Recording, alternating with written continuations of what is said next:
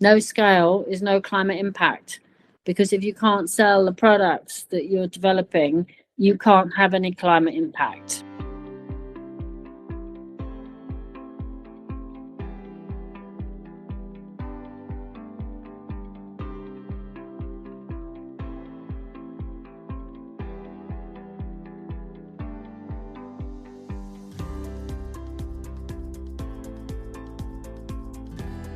Today, I am delighted to be joined by Beverley Gower-Jones, founder and managing partner of Clean Growth Fund.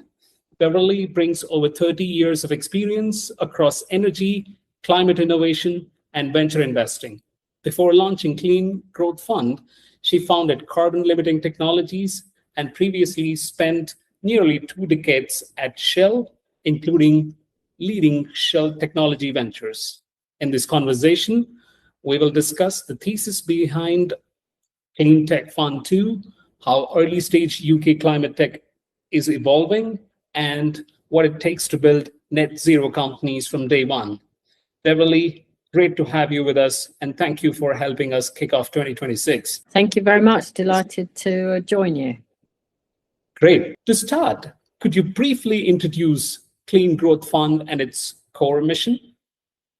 Sure. So I set Clean Growth Fund up in around about 2020 time, really to grow the economy across all regions of the UK, and to do that by investing in most promising technology solutions that have potential to significantly reduce greenhouse gas emissions. I think that's really critical. In the past, we grew the economy through investing in infrastructure projects and those kinds of things, but employment is transient then, because when the project is built and finished, the people move on. The way to grow the economy in the new world is to invest in innovation, and that then grows, creating quality jobs alongside those companies that stay in the region and help grow the local ecosystem. A bit more, we invest in early stage seed and Series A companies at the half to 5 million ticket size. We invest across different sectors, so we invest across power, buildings, industry, transport, agri-food and circular economy. We have 2 funds. So Fund 1 was closed in 2022, £101 million, and is now fully invested. And Fund 2, I have a first close of 50 million, with 10 million secured for the next close already. And I'm with a target fund size of 150 million sterling. So I'm in the process of raising money for that. We have about 10 people in the team, and we're based in headquarters is in London in the UK. Really interesting. Thanks for sharing that. Now, what originally inspired the fund's focus on early stage climate and clean growth technologies, specifically in the UK? Okay, so when I founded Carbon Limiting Technologies in 2006, so this year is our 20th anniversary, there's a consulting company originally focused on helping low carbon entrepreneurs commercialize technology, and I worked with over 500 founders through that period. One of the key learnings I had is that they really struggled to raise the £3 million to build the pilot plant to prove that the technology did what it said on the tin, because all the generalist venture capital firms were only interested in Internet of Things and software as a service type business models, and anything with climate on the label generally got put into a too difficult basket, because it wasn't something that they were necessarily so familiar with evaluating. And so the UK has world excellent climate innovation. I could see a massive economic opportunity as we move to electrification, and the need for all sectors to change the way that they are, both in terms of resource efficiency and greenhouse gas reduction. And so that was really the inspiration for focusing the fund. I suppose why the UK? I think the answer to that is because a lot of climate tech requires a certain amount of policy and government type intervention for different things. It's easy to put on a fund mandate, we cover these 8 jurisdictions or something, but how can you really do that unless you have real boots on the ground and are interacting, with the ecosystem on a daily basis? And so those 2 reasons, I felt that to focus on one geography was the right approach and the right thing to do. Super interesting. How does Fund 2 build on the learnings and outcomes from Fund 1? So the thesis for both funds are similar, and part of that is the hands-on support. So hands-on support is absolutely critical. So the Clean Growth Fund uses carbon limiting technologies, the consultancy company, to provide that hands-on support for companies in the portfolio. We also are really active with our road shows. So we go around different parts of the UK, so Manchester, Leeds, Glasgow, looking at, helping build the local ecosystem, inviting entrepreneurs to come and pitch to us for a day. So the whole team will go up to these different cities and listen to 10 or 12 pitches in the day, and then have a drinks reception to bring the ecosystem together in the evening to really help that build and cement those local relationships. We also hold portfolio days for founders. So we bring the whole portfolio together twice a year, and we work on the themes of common interest. So we've had INSEAD professors do negotiating courses. We've had, mentors helping with leadership and skills and staff management. And the next one, we're looking at how do I use AI most effectively in my business? Oh, that's a very clear explanation. Thank you.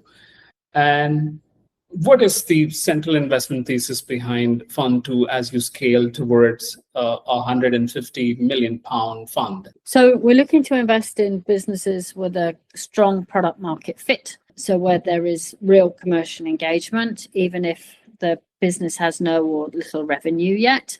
We are expert at moving companies from what they call technology readiness level 6, which is where there is a demonstrator available, through that engineering scale-up phase to market, and therefore revenue generating. And there is an absolutely large value inflection point in doing that. So for example, with Fund 1, we had 5 or 6 companies, I think, probably out of the 19 that were revenue generating when we invested, the rest not.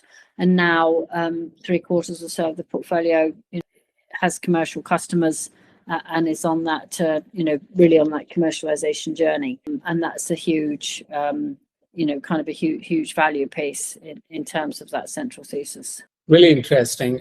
Moving on, how would you describe the current state of early stage climate tech innovation in the UK?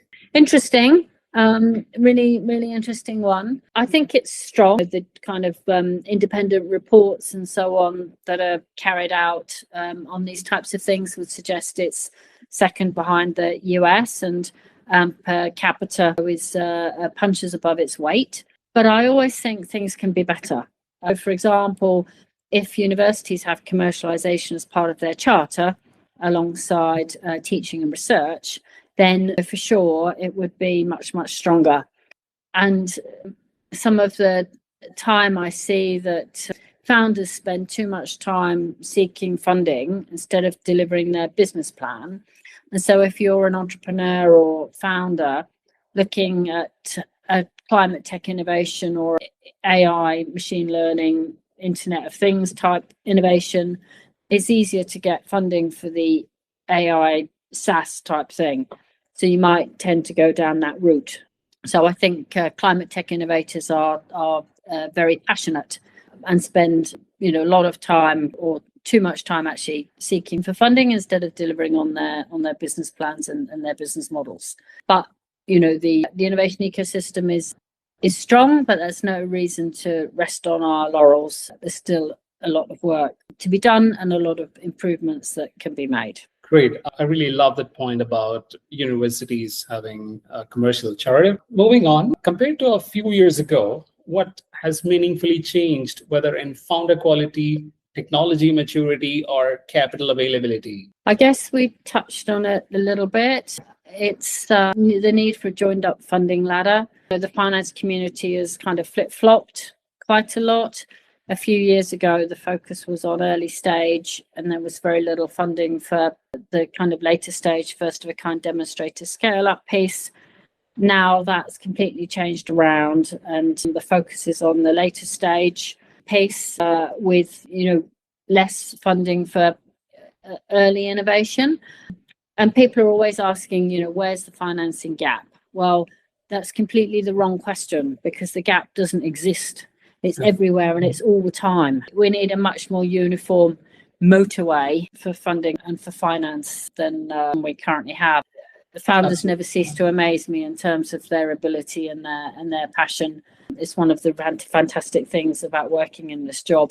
But I think it's the finance piece, that capital availability is the thing that we consistently fail to get right. Right. So what does a net zero from day one practically mean when you are evaluating startups? I think this is a really interesting question and an interesting concept. For me, I think it means passion, dedication, and commercial mindset. The passion and dedication to create a better, lower carbon world. And these two concepts, there are two concepts which gets mixed up all the time. One of those is the scope 1, 2, 3 emissions that we're so familiar with, or carbon footprint, as it's often called.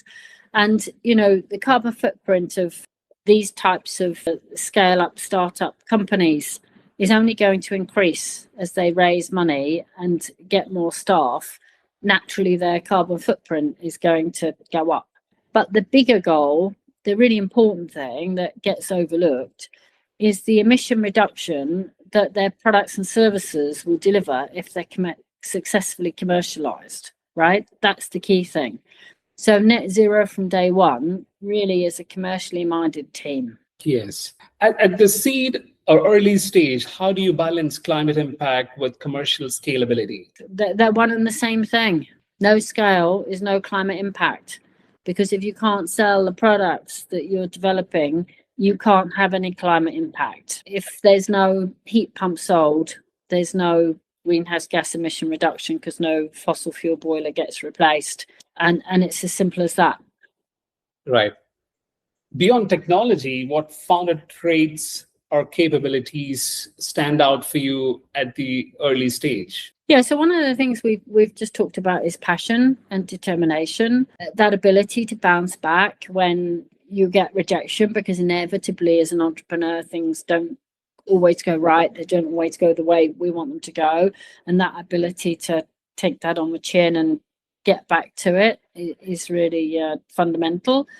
People that you feel that you can work with. So we're a hands-on firm, and we want to be able to work with folk. We want them to come to our portfolio days, to engage with the other peers, as part of the community. That's really key. And then other things such as the ability to process change and changing information and respond quickly, right, for their business, because that's sometimes the difference between life and death. The ability to build those relationships and those networking skills, finance policy, and also in the route to market and supply chains and so on is really key.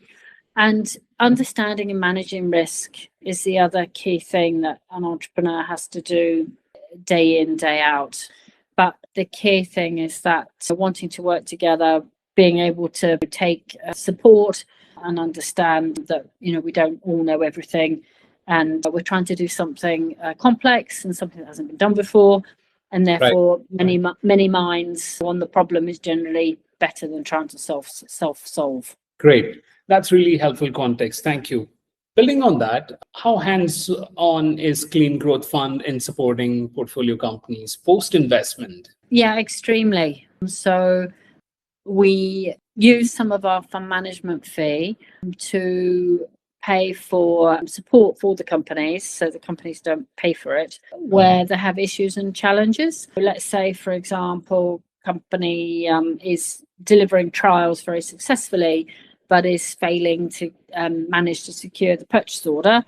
We would parachute some experts from carbon limiting technologies into the company with the founders and the management team, permission, as it were, and then look at, all right, what the challenge is here, why, what are the issues, what's in the sales process that we need to be tweaked, and then help the company solve that problem. So it's sharp, focused intervention by really senior experts to do critical problem solving in a really swift way. And that has proven to be very successful with our Fund 1 portfolio, and certainly something that we're continuing for Fund 2. Excellent. Super interesting. How do you see the role of climate-focused VCs evolving over the next 3 to 5 years? Interesting one. I think that it's not just a finance job, it's not just an investing job, and even extending the kind of portfolio support is key, but it's really about building complex capital stacks. So project finance needs to be or will become a core skill for early stage venture capital. If you're thinking about building a first of a kind demonstrator, say a carbon capture plant, for example, that needs, say, 50 million to build a demonstrator, first commercial demonstrator project. If you try and raise that all through equity, then the founders get so diluted that it becomes difficult. And so how do we look at different types of financing products and tools that enable us to do that and still keep kind of everybody motivated? And that's something that I think is an emerging piece. So will we have hybrid venture capital offers that offer part equity, part debt, for example, within the same vehicle, rather than have to go to 2 separate places to get that? What can we do more with venture debt? It's to kind of make it more flexible and cover more options. What's the role of evergreen funds in some of this? So if you look at things like nuclear fusion or hydrogen, if you believe in hydrogen, then that's difficult with a 10-year fund life. Yeah, because fusion's not going to be commercial for forever and a day. So how do we fund those types of things? Tidal, similarly. There's a lot of things that are going to evolve in the climate VC space, which is really exciting for anybody looking to start a career in this industry or continue their kind of personal development. Massive opportunity. Thank you, Beverley. That gives us a great foundation. What advice would you give to founders building climate solutions who are preparing to raise their first institutional round? So there's a couple of things. The first thing is to stress test the pitch deck and make sure that it's clear and that the proposition is clear and strong. If an investor doesn't understand or doesn't get your message, it's not their fault, it's your fault, because you're the one who's responsible for communicating it. Right. So, and that's quite a hard message to understand sometimes, because you're so steeped in it and you understand it so well. But for somebody listening to it for the first time, you need to make sure it comes across. And the best way to do that is to test it on friendly folk, right, who will be able to give you that kind of honest feedback and help you hone it. I think that's the key thing. Mm-hmm. I think you need to take some time, because people like to build a relationship and understand who they're investing in. So don't just go out there and think, right, I'm raising the money now, but spend some months building those relationships so that people are expecting to receive the pitch deck before it just lands on the desk. I think it's better to give you 2 strong pieces of advice than lots. So I'm going to leave it there. Those would be my top 2 things. Excellent. Now, where can find founders and ecosystem partners best engage with Clean Growth Fund? So, as I mentioned earlier, we do a number of roadshows. Our next one is in Manchester on the 3rd of February. So if you're in the Northwest and want to come and pitch to us, then the applications for that are open, and we'd be delighted. We have a drinks reception in the evening, so that's another opportunity to meet the whole team. We exhibit at a number of conferences, so you will happily see us there. And we have an online application form, so people can contact us through our website as well. We're out and about at all the different climate, low carbon events. And so if there is an event in the region, then chances are one of us will be there. So you can meet us that way as well. Great. Thank you so much, Beverley, for a fantastic conversation and for sharing such thoughtful insights on building climate solutions from the ground up. This has been a fitting way to kick off 2026, and it is very clear that the work you and Clean Growth Fund team are doing will play a pivotal role in shaping the next generation of net zero companies in the UK and beyond. Really appreciate your time and your openness and the practical perspective you've brought to founders, investors, and policymakers who are listening to this conversation. We look forward to following Fund2's journey and hopefully to continuing this conversation in the future. Thank you so much for your time today. Thanks, Vinny. Thank you very much.